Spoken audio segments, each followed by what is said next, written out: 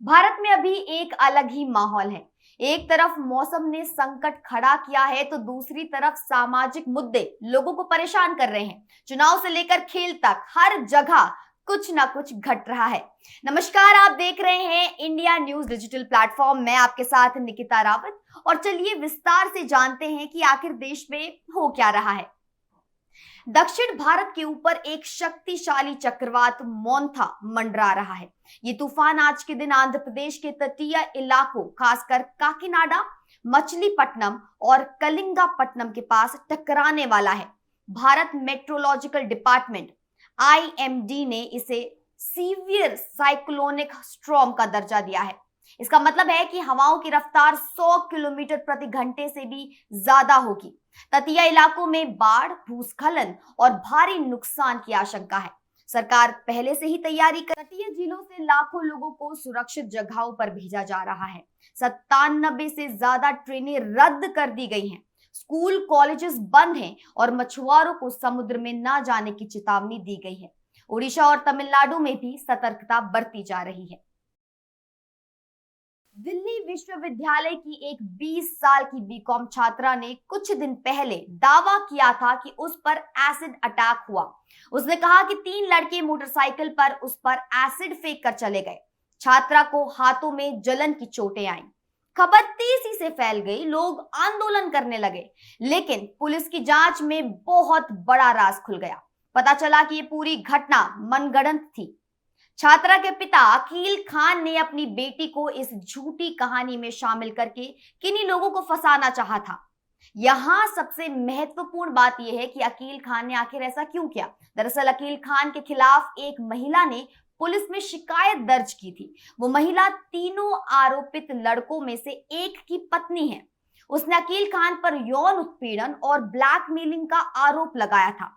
महिला ने कहा कि खान ने उसके साथ गलत व्यवहार किया और फिर उसे ब्लैकमेल करने के लिए आपत्तिजनक तस्वीरें और वीडियो भी बनाए थे। अकील खान को यह शिकायत का गुस्सा था, इसलिए उसने अपनी बेटी का झूठा एसिड अटैक केस बनवाया ताकि वो तीनों लड़कों को गलत तरीके से फंसा सके और अपना बदला पूरा कर सके।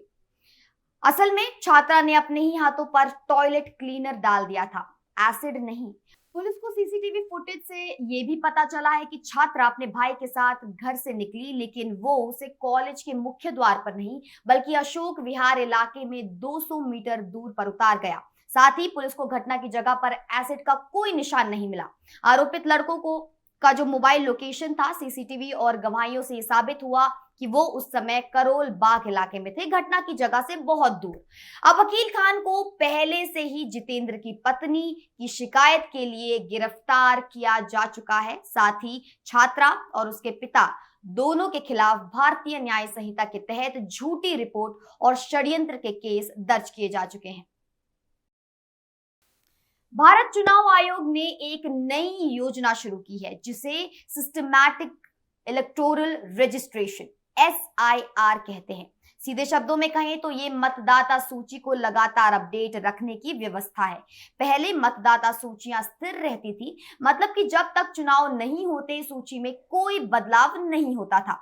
इससे कई समस्याएं आती थी। कोई व्यक्ति किसी और के नाम से वोट डाल देता था या नई उम्र में आने वाले लोग सूची में शामिल नहीं हो पाते थे।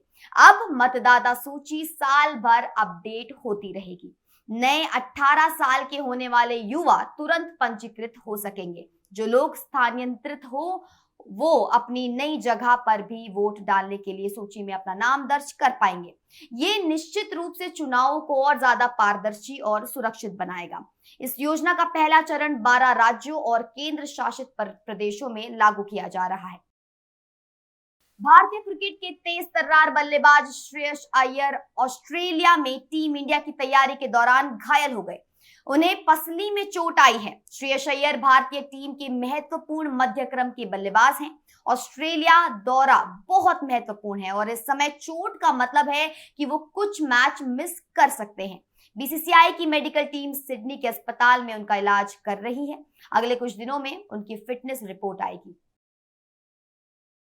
छठ पूजा भारत की सबसे प्राचीन परंपराओं में से एक है। ये त्योहार मुख्य रूप से उत्तर प्रदेश, बिहार और अन्य पूर्वी राज्यों में मनाया जाता है। इस पर्व में सूर्य भगवान को सूर्योदय और सूर्यास्त के समय जल का अर्पण दिया जाता है। माना जाता है कि छठ देवी सूर्य की छठी शक्ति, सूर्य की बहन है और ये पर्व उन्हें समर्पित है। इस बार छठ पूजा पर वाराणसी, गोरखपुर, प्रयागराज, आगरा और मेरठ जैसे शहरों के घाटों पर लाखों श्रद्धालु जमा हुए हैं। गंगा के किनारे भीड़ उमड़ी है, जहां परिवार के साथ लोग अपनी प्रार्थना कर रहे हैं। इतनी बड़ी भीड़ को देखते हुए पुलिस और प्रशासन ने भी पुख्ता सुरक्षा प्रबंधन किए हुए हैं। तो ये थी आज की 5 राष्ट्रीय खबरें विस्तार के साथ। मौसम की चुनौती, समाज की सच्चाई, चुनाव सुधार, खेल की उथल पुथल और आस्था की रंगत। भारत की कहानी अपने आप में ही बेहद विविध है। ऐसे ही विश्वसनीय और संदर्भपूर्ण खबरों के लिए हमारे साथ जुड़े रहे सिर्फ और सिर्फ इंडिया न्यूज डिजिटल प्लेटफॉर्म पर। मैं निकिता रावत मिलती हूँ फिर एक बड़े अपडेट के साथ।